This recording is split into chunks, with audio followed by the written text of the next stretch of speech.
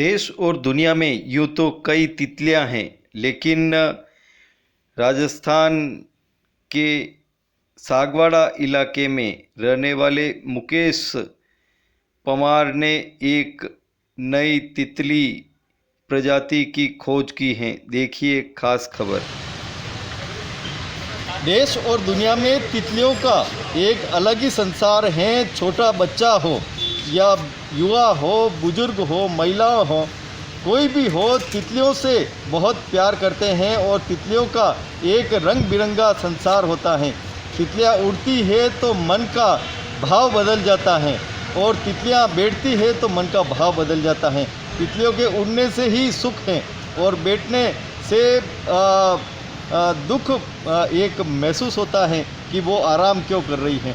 तितलियाँ एक जागरूकता का परिचय हैं, जागृति का परिचय है और इन तितलियों पर अधिकांश शोध हुए हैं और बड़े गौरव की आज हम बात बताना चाहते हैं कि उदयपुर संभाग के डूंगरपुर ज़िले के सागवाड़ा कस्बे के हमारे साथ में ये मुकेश जी हैं।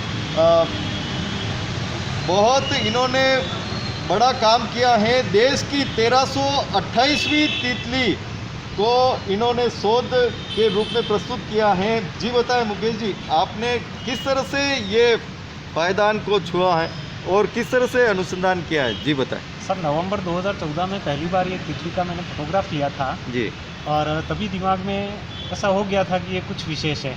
पीटर सर ने जब ये फ़ोटो देखा तो उसके लिए फिर मुझे उन्होंने बताया कि इसके विशेष इस तितली पर नज़र रखो और उसके बाद इसका स्पेसिमेन जब जमा हुआ butterfly research centre Bhimtal Uttarakhand में, और पीटर सर ने इसे ज़ेब्रा ब्लू बटरफ्लाई के रूप में आइडेंटिफाई किया है और बायोनोट्स में ऑनलाइन उन्होंने इस बटरफ्लाई को 1328वीं बटरफ्लाई के रूप में प्रकाशित किया है।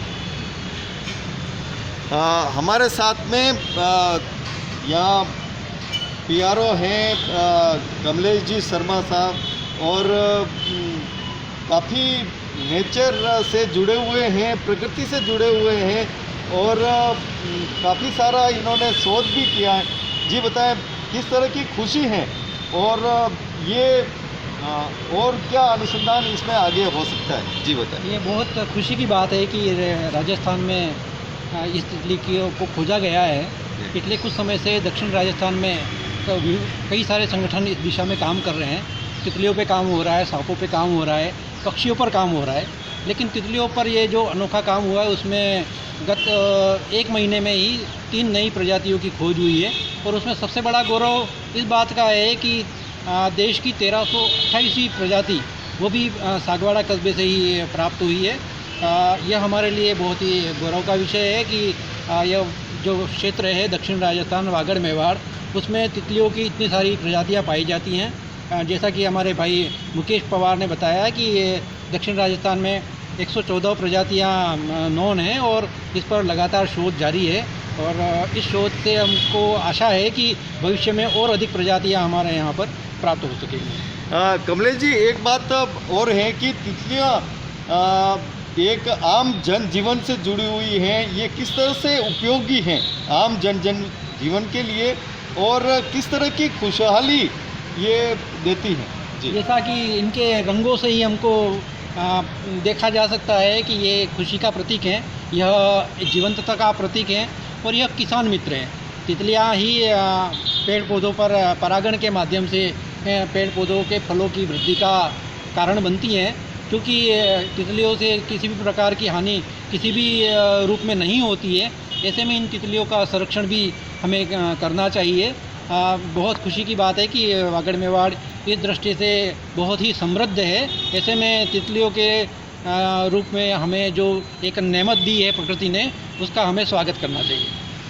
आम जन जीवन से जिस प्रकार तितली जुड़ी हुई हैं और खुशियों का प्रतीक मानी जाती हैं तितली, इन तितलियों पर शोध हो रहे हैं और बड़े गौरव की बात है राजस्थान के लिए कि देश की 1328वीं तितली को ढूंढने का काम राजस्थान से हुआ है, डूंगरपुर ज़िले से हुआ है, सागवाड़ा कस्बे से हुआ है।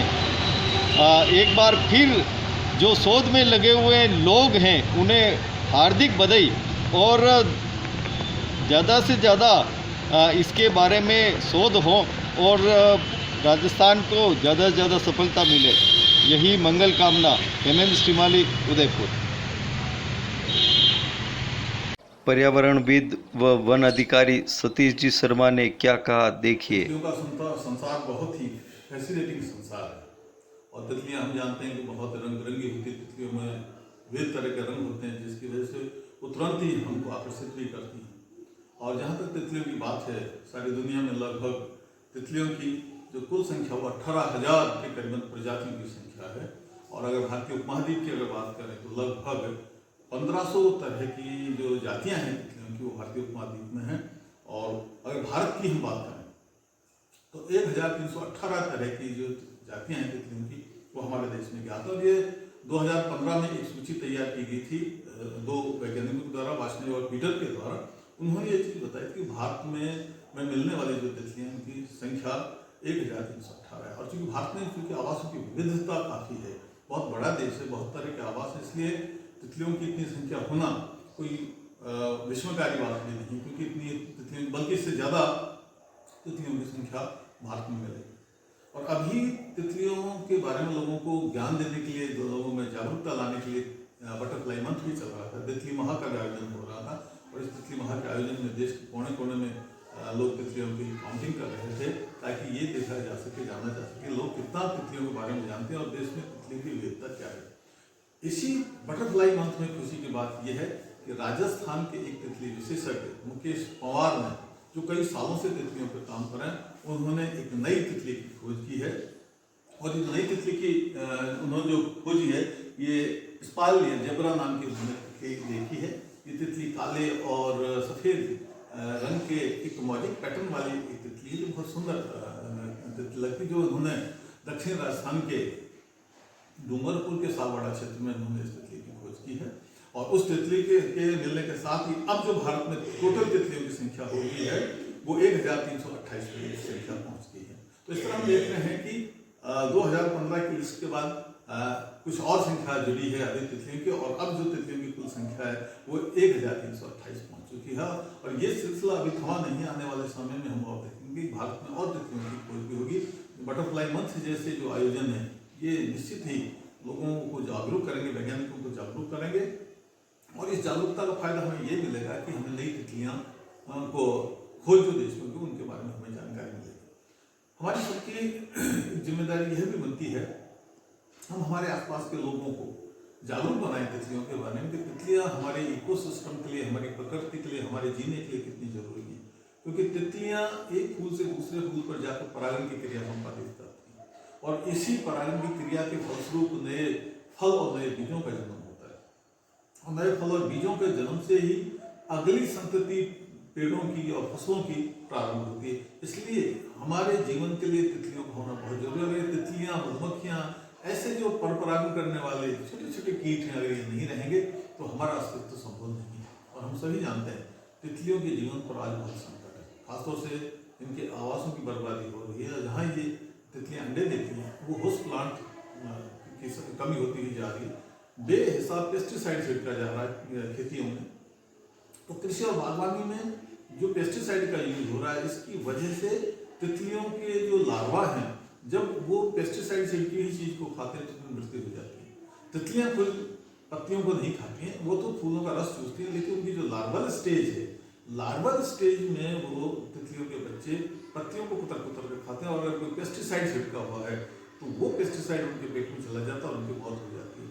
अगर लार्वों की मौत होगी तो नई तितलियां कैसे जन्म होंगी।